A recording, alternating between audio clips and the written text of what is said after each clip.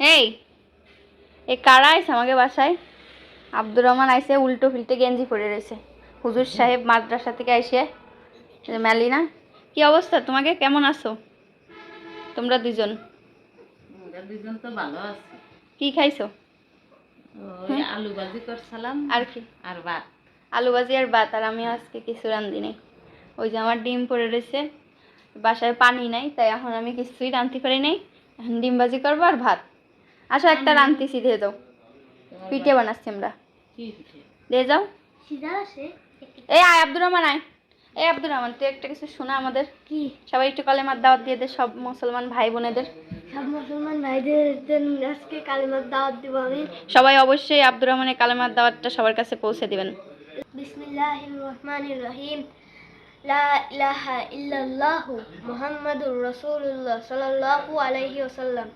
সবাই অবশ্যই আব্দুর রহমানের কোরআন কালামের দাওয়াতটা সবাই গ্রহণ করবেন, সবার কাছে পৌঁছে দিবেন নাকি? জি।